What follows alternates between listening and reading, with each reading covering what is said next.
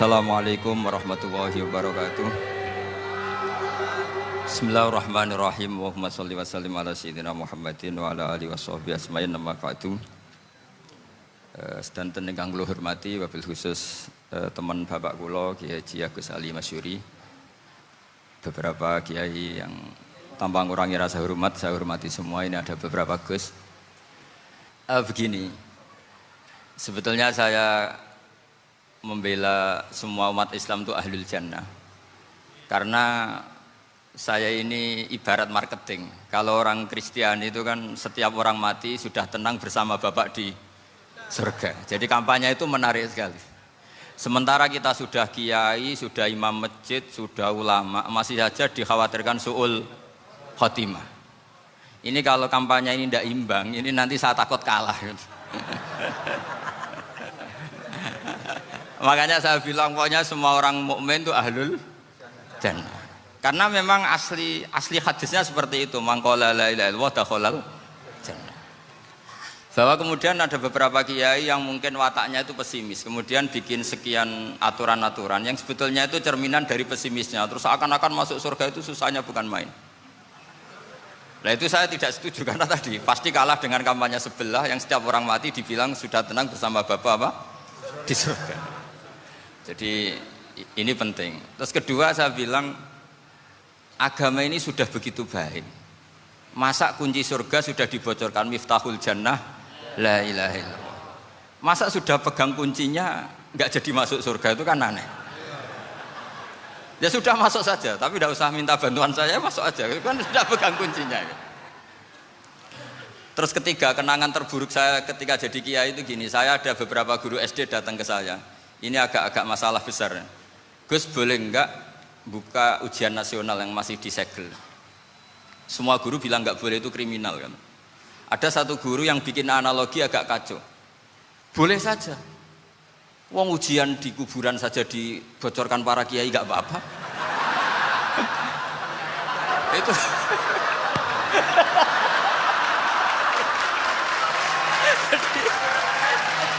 tapi ini kriminal ya. Jadi tentu itu analogi yang salah. Artinya apa? Nak raiso jawab kebablasan gitu.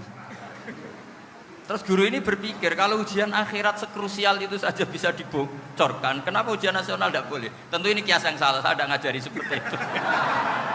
Tapi saya ngajari ke kalian betapa mudahnya masuk surga. Kunci jawaban sudah dikasih, kunci pintu masuk sudah dikasih. Kok sampai tidak masuk, ini kebablasan. Paling salah gurunya. Jadi ini kenapa saya sering cerita orang mukmin semuanya itu min ahlil jannah, itu saya jamin. Sama tidak usah takut su'ul khotimah, tidak usah takut berlebihan seperti itu. Karena setahu saya, setidaknya saya mewakili ulama zaman ini, rata-rata guru kita ini bermadzhab Syadzili dalam berkeyakinan berpikir tentang Allah. Di antara ini yang mulai saya ngomong serius, saya berpikir begini, ini madzhab Syadzili, kita semua tentu Syadzili karena kita semua ngaji kitab hikam. Kita tahu kitab hikam itu muridnya Abul Abbas Al-Mursi, Abul Abbas Al-Mursi muridnya Syekh Abil Hasan apa? Asy-Syadzili. Saya masih ingat betul makalah itu dan saya ulang-ulang, setiap saya ngajar di sarang saya ajarkan ini. Kilali kata Abul Hasan Asy-Syadzili, saya pernah dapat hatif, dapat semacam ilham. Apa makna min syarril waswasil khannas? Itu kata beliau dijawab oleh hatif itu. Hatif itu nggak perlu diterjemah tadi ada karena tadi diajarin itu. Apa yang dihidupkan itu nggak perlu dijelaskan. Kata hatif tadi, waswasun yadkhulu bainaka wa baina habibika yunsika altofahu alhasanah wa yudzakiruka af'alaka asai'ah wa yukassiru indaka dzatas shimal wa yuqallilu indaka dzatal yamin liya'dila bika an husnidzanni billah ila su'idzanni billah. Jadi yang dikatakan waswas adalah kamu digiring untuk hanya ingat sisi-sisi kamu yang negatif, dilupakan bahwa Anda punya sisi-sisi yang positif. Misalnya seperti ini, mungkin secara fikih tadi banser-banser tegas, wah ini masalah lelaki perempuan dipisahkan gini-gini. Tapi kenapa Gus Ali bilang ya sudah gini gak apa-apa. Sebetulnya ada rukhsah itu karena ini di depan umum. Yang paling pantangan Nabi itu la yakhluwanna rajulun bimra'atin. Ini ada yang menjaminnya gitu. Malah khawatir saya di sini dipisah tapi setelah duaan nggak bisa. Jadi toleransinya karena ini di depan umum, itu masih ada toleransinya. La yakhluwanna rajulun bimra'atin. Begitu juga ketika kita dosa, misalnya kita dosa, orang Islam setiap dosa itu pasti ingat salahnya, kemudian istighfar. Dan ketika satu kebaikan dibandingkan keburukan, itu kata semua ulama, karena sayyi'ah itu bernilai 1, kebaikan bernilai apa? 10. Itu masih surplus berapa? 9. Jadi itu cara berpikir Abu Hasan Asyadzili. Kenapa kamu harus berpikir positif tentang Tuhan? Sekali berpikir tentang negatif, itu bahaya betul. Misalnya begini, kamu berpikir, tak rewangi, jadi kiai, sujud, rukuk, ternyata aku tetap lebu neraka, gunane apa? Itu menurut saya kan nggak punya akal. Sujud itu satu kelaziman menghamba kepada Allah. Normalnya seorang hamba itu ya sujud. Kemudian gara-gara kamu ingin masuk surga, terus logika kamu dibalik, gunanya apa saya sujud? Ternyata saya masuk neraka. Itu pertanyaan yang benar-benar bodoh dan itu menjadikan Allah benci. Logikanya dibalik begini. Ini saya ngomong serius karena ini bentuk kemenangan saya ini bentuk kemenangan saya. Saya berkali-kali ngomong di kota pelajar di Jogja karena banyak pengujinya juga. Bukan sekedar pendamping tapi penguji. Banyak yang profesor, bukan sekedar dokter, banyak yang profesor. Begini, saya pernah ditanya sama seorang dosen, Gus, saya ini ngaji hadis banyak, tapi ada yang saya tidak paham. Yaitu mangqala la ilaha illallah dakhalal jannah, ada kalimat wa in zana wa in saraka. Meskipun pernah zina, pernah maling. Ini kan seakan-akan mentoleransi perzinaan dan pemalingan. Terus saya bilang, oh makna hadis itu seperti ini. Jadi kebenaran absolut, kebenaran yang mutlak itu tidak akan terganggu oleh status perilaku seseorang. Saya berkali-kali memberi contoh. Orang yang ditangkap KPK akan bilang 1 tambah 1 2. KPK-nya juga bilang 2. Rivalitas dalam politik, Pak Prabowo ya bilang 2, Pak Jokowi juga bilang 2. Orang yang zaniyah, yang lonte pun akan bilang 2, muftinya juga bilang 2, ketua MUI-nya juga bilang 2. Artinya gini, kebenaran yang absolut adalah kebenaran yang siapapun akan meyakini seperti itu. Seperti 1 ditambah 1, 2. Kamu punya musuh bilang 2. Kalau ibu-ibu ini punya maru ya marunya bilang 2 tadi tambah mama. Enggak tahu saya terjemahnya apa tadi. Nah, kebenaran yang absolut itu kebenaran yang siapapun pasti mengakui. Dan uniknya begini, saya pernah ngaji acara himmah, acara pondok sarang di Demak. Kalau kamu bilang 1 ditambah 1 menjadi 2, untuk mengatakan 2 itu kamu butuh hadiah enggak? Mereka semua jawab enggak. Kita semua enjoy saja mengatakan tembok itu putih. Kenapa? Karena memang putih. Kita mengatakan 1 tambah 1 2 karena memang kita tanpa presentasi dapat hadiah, dapat penghormatan. Kenapa untuk mengatakan Allah itu Tuhan kita butuh surga? Memangnya kalau tidak ada surga Allah tidak jadi Tuhan? Ini problem orang soleh-soleh yang terlalu pesimis. Makanya nanti orang-orang soleh itu masuk surganya berat. Tapi kalau orang alim lebih gampang kira-kira seperti itu. Iya, karena kan imannya lebih bagus. Dalam hadis qudsi Allah ini yang dibuli orang-orang soleh. Laulam akhluk jannatan wala naron alam akun ahlan an uto'a, dalam hadis qudsi itu. Kalau saja saya tidak menciptakan surga dan neraka, apa saya tidak jadi Tuhan yang perlu ditaati? Apa kalau kamu tidak saya kasih uang 1 juta terus bilang 1 tambah 1 11? Enggak kan? Tetap bilang berapa? 2. Kalau kebenaran absolut yang 1 tambah 1 kamu bilang 2 meskipun tanpa mendapat hadiah. Kenapa untuk bilang Allah Tuhan kamu butuh hadiah surga? Itu kan serah ikhlas belas. Makanya saya terus mengajarkan ikhlas. Ikhlas itu bisa dilatih dengan akal, dengan pikiran, bil ilmi lah. Harus dilatih. Nah di sini ini momen atau makna yang mestinya harus difahami wa inzana bahwa kalimat ini sah meskipun dilafatkan seorang yang pernah zina. Sama seperti 1 tambah 1 2 sah, diucapkan siapa saja sah. Dan siapapun akan mengucapkan itu secara ikhlas. Ini penting saya utarakan. Sehingga setelah ada firqah-firqah takfiri yang mengatakan orang megang keris itu syirik, ke kuburan syirik, ini syirik. Itu salah besar. Salahnya adalah tadi, kalimat-kalimat atau kebenaran-kebenaran absolut ini sudah jadi sibghatullah man ahsanu minallahi sibghah. Kalimat ini begitu absolut di hatinya orang mukmin. Sehingga ketika terganggu oleh hal-hal yang adat istiadat, kayak pegang keris, kayak apa, ini tidak mengganggu. Tetap kualitas iman ini di atas keyakinan adat membawa apa keris. Kalau orang membawa keris menjadi syirik karena percaya sama makhluk. Orang misalnya kejawen kalau nggak bawa keris nggak nyaman. Orang kota itu kalau nggak bawa ATM juga nggak nyaman. Itu tidak dihukumi syirik. Kamu pergi lupa bawa HP nyaman enggak? Enggak, kenapa enggak dihukumi syirik?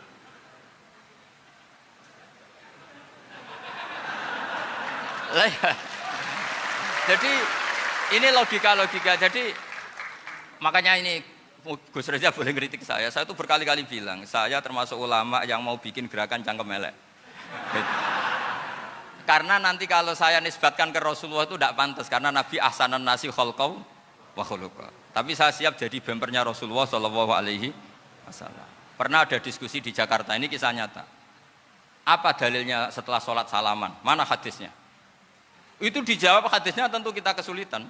Kalaupun ada hadisnya dhaif semua yang masalah musafahah. Akhirnya mau tidak mau dijawab pakai cangkem elek. Boleh enggak kamu setelah salam nyalain HP yang off? Boleh. Boleh enggak ke kamar mandi? Boleh. Oh berarti kencing boleh, nyalain HP boleh, yang enggak boleh itu ingat Allah. Karena mereka mengkritik wiridan, ngeritik salam. Akhirnya mikir deh. Ada enggak hadisnya orang setelah sholat nyalain HP? Enggak ada kan? Tapi mereka nyalain HP enggak hambatan, tapi untuk salaman masalahkan. Ke kamar mandi boleh, tapi untuk wiridan enggak boleh. Akhirnya mereka sadar, oh iya. Lama-lama dibisi gini yang kelompok itu. Kamu itu korban aliran supaya kamu enggak ingat Allah, ingatnya HP-nya. Sehingga orang wiridan kamu kritik, orang nyalain HP enggak kamu kritik. Itu kelompok itu adalah kelompok orang-orang yang supaya orang Islam itu lupa Tuhannya. Itu gerakan cangkem elek, tapi jadikan orang sadar. Jadi ini penting. Jadi kalau kamu tidak bisa bela agama dengan jalan yang lurus karena tidak bakat gitu, nggak apa-apa pakai cangkem elek tadi. Karena nggak mungkin gerakan ini dinisbatkan kepada Rasulullah Shallallahu Alaihi Wasallam. Kalau soal sanad, saya punya sekian sanad tentang itu, tapi tidak usah kamu ikuti. Ada orang tanya, ya Pak Kiai kalau setan dibakar di neraka panasan enggak? Ya panasan. Lo kan setan dari api, ngapain harus panasan? Kan materinya sama. Terus Kak Kiai tadi gak kesulitan, dia ngambil pasir, disawero di wajahnya. Wah sakit Kiai, kamu kan dari tanah, kena tanah kok. Jadi itu ada sekian, artinya gini ya, kalau kesulitan jawab pakai baik-baik ya sudah pakai cangkem elek itu aja. Karena tapi tentu kan gerakan ini tidak mungkin dinisbatkan kepada para nabi. Tapi saya pastikan meskipun nggak bisa dinisbatkan kepada para nabi dari segi cangkem elek tadi, tapi secara semangat itu sama. Saya punya sekian contoh. Saya sengawur-ngawurnya itu masih punya sanad. Itu pas saya ngawur pun masih punya apa? Sanad. Nabi Ibrahim itu ketika faja'alahum juzatan illa kabirallahum itu si berhala paling besar dikasih kapak. Ketika mereka geger, ini siapa yang berhala-berhala kecil? Kata mereka, sami'na fata yadhkuruhum yuqalu lahu Ibrahim. Ya kira-kira Ibrahim lah gitu. Terus Ibrahim didatangkan, siapa yang melakukan ini semua? Ini jawaban Nabi Ibrahim, bal fa'alahu kabiruhum hadza. Ya tanya yang bawa pedal, saya kan enggak bawa. Terus kata orang-orang, otak kamu itu di mana? Masa berhala disuruh nanya, kan enggak bisa ngomong. Ibrahim kebalikan, uffil lakum walima ta'buduna min dunillah. Lalu otak kamu di mana? Sudah tahu enggak bisa ngomong kok disembah gitu. Itu ada kata uffin loh. Uffin itu kalau diterjemah kira-kira ya agak-agak jancuk gitu. Kira-kira seperti itu. Ya kira-kira seperti itu.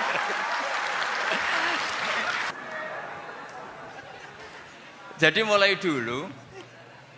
dulu melawan kebatilan itu harus pakai logika yang vulgar. Karena memang nggak mungkin dengan bahasa-bahasa priayi itu nggak mungkin. Dan ini penting saya utarakan. Nah, kalau nanti nggak mungkin dinisbatkan kepada Rasul karena Nabi adalah ahsanan nasi khalqa wa khuluqa, kita yang ngambil alih saja. Karena memang itu cara kita menjelaskan kebenaran. Saya ulang lagi, itu cara kita menjelaskan apa? Kebenaran. Mau tidak mau. Saya pernah ditanya sama seseorang, Gus, beberapa nabi itu kan poligami. Poligami itu bukti hiperseks. Karena yang tanya itu orang nasionalis yang nggak pati senang Islam. Terus tak balik tanya, perempuan itu makhluk lemah enggak? Ya lemah. Kalau nolong lama satu itu gimana? Ya baik. Kenapa nolong dua jadi tidak baik? Harusnya kalau nolong tiga tidak baik. Tapi saya tidak dukung poligami. Ini cerita saya. Setidaknya mereka jadi ingat. Saya itu pernah ditanya agak-agak orang ateis, dia benci Islam tapi neliti Islam. Pertanyaan kedua, kenapa dalam perang itu seakan-akan Nabi itu perampok, hartanya orang kafir disita kemudian menjadi ghanimah, itu kan kayak ngerampok. Terus saya tanya gini, kalau ada penjahat ke rumah kamu kemudian pakai senjata api, setelah kamu ringkus, itu senjata api kamu kembalikan apa kamu sita? Oh ya saya sita, kalau tak kembalikan dipakai ngerampok lagi. Ya sama seperti itu, kalau kekuatan mereka dikembalikan akan dipakai kekuatan mereka lagi. Jadi ya lagi-lagi ini kemenangan orang serius. Nah kenapa saya ngajar begitu rileks, begitu santai? Karena pikiran saya sederhana. Fa innal uqula muttarratun ila qabilil haq. Akal sehat pasti dipaksa menerima apa? Kebenaran. Sehingga kebenaran itu tidak usah kamu ngomongkan secara serius, secara tidak perlu. Kebenaran itu mudah diterima. Karena akhir-akhir ini banyak orang yang terlalu nazir, terlalu apa? Kata Nabi kan basyiru wala tunafiru, yasiru wala tu'assiru. Sehingga saya bikin gerakan. Pokoknya semua orang mukmin pasti masuk surga. Nanti soal ada kesalahan-kesalahan kecil yang menjadikan orang su'ul khotimah itu sifatnya kehati-hatian. Jangan menjadi hukum. Hati-hati itu tidak menjadi hukum. Kalau kamu nyupir hati-hati itu bukan berarti pasti kecelakaan, enggak. Hati-hati itu ya hati-hati saja, tidak menjadi hukum. Ini penting saya utarakan karena kubu sebelah kampanyenya sudah tadi, setiap mati pasti tenang bersama Bapak di surga. Sementara kita mau kampanye, kamu sholat tidak mesti diterima, haji tidak mesti diterima, jadi kiai tidak mesti masuk surga. Coba kalau kita kampanye gitu terus, yang mau jadi muslim itu siapa? Jadi ini sudah tak perhitungkan matang-matang, saya milih macam seperti itu. Nah ini yang sesi terakhir ya, sesi terakhir. Saya akan cerita fikih. Dalam sesi terakhir saya cerita pentingnya pembanding. Imam Rafi'i itu yang ngarang kitab Muharrar. Kitab Muharrar ini adalah ringkasan dari kitab Al-Wasit. Al-Wasit itu karangannya Imam Ghazali. Al-Wasit sendiri ini khas ngaji NU, karena NU maknanya Nahdlatul Ulama, gerakan para ulama. Jadi kalau nggak ngerti alim-alim seperti itu ya ada NU. Sebenarnya sampai itu pasnya Nahdlatul Ummah, gerakan umat. Tapi kan sudah jadi partai politik Nahdlatul Ummah. Karena yang katakan NU itu Nahdlatul Ulama, gerakannya para ulama. Imam Rafi'i itu berpendapat sujud itu cukup pakai batuk, pakai jidat. Itu dalam kitab Muharrar. Wal asoh anna sujud yasihu mau cukup biwat iljabah. Ketika Imam Nawawi mentasih kitab Muharrar namanya Minhajut Thalibin, itu mengkritik Imam Rafi'i. Kata beliau, sujud itu untuk sah harus melibatkan 7 anggota. Karena berdasar hadis umirtu an asjuda ala sabati a'zumin, yaitu al-jabhah, wal yaden, warukbaten, wal kodamen, yaitu jabhah, 2 tangan, 2 lutut, dan 2 kodamen. Akhirnya saya ngecek di kitab asli, Imam Rafi'i termasuk Ashabut Tarjih dan Imam Nawawi. 2 orang ini khilaf. Kan nggak mungkin kita sebagai mushahihnya, karena yang khilaf ini 2 ulama besar, satu Imam Rafi'i, satu Imam siapa? Nawawi. Kita tidak bisa hanya ngikuti Fathul Mu'in yang mengatakan idzakhtalafan Nawawi war Rafi'u kudiman Nawawi, tidak bisa, karena Imam Nawawi ini sering nginduk sama kitabnya Imam Rafi'i karena senior Imam Rafi'i. Setelah saya cek di kitab kitab asli Mamba ya, satu sumbernya semua mazhab apa? Syafi'i. Ternyata Imam Syafi'i nak ngedikan hanya begini.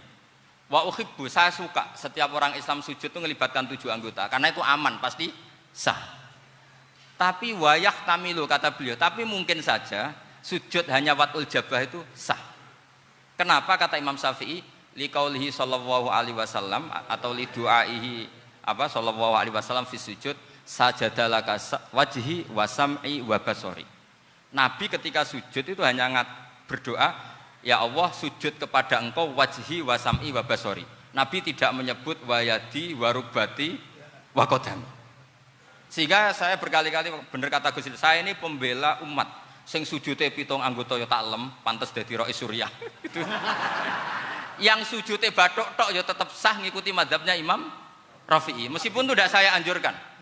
Tentu tidak saya anjurkan. Alasannya Imam Syafi'i tadi, Rasulullah pernah berdoa dengan kata-kata sajadalaka wajhi, bukan diteruskan wayadi warubati wakoda.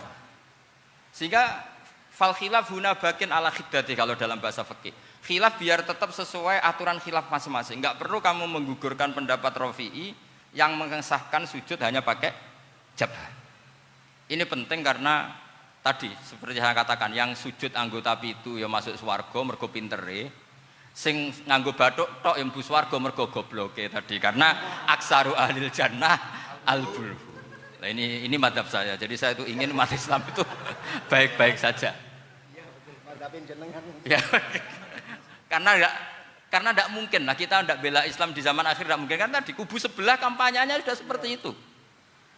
Kalau kita ngomong ikhtiyat, kiai ra mesti mlebu swarga, sing salat ngethuk ra mesti husnul khotimah, wah akan jadi repot.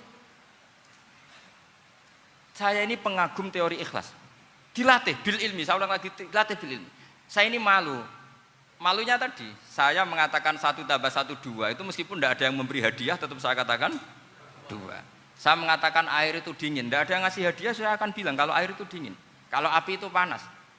Untuk hakikat-hakikat seperti itu saja saya jujur tanpa ingin imbalan.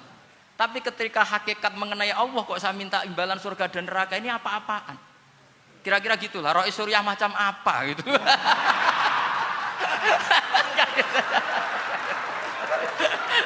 Ya saya kira demikian. Assalamualaikum warahmatullahi wabarakatuh.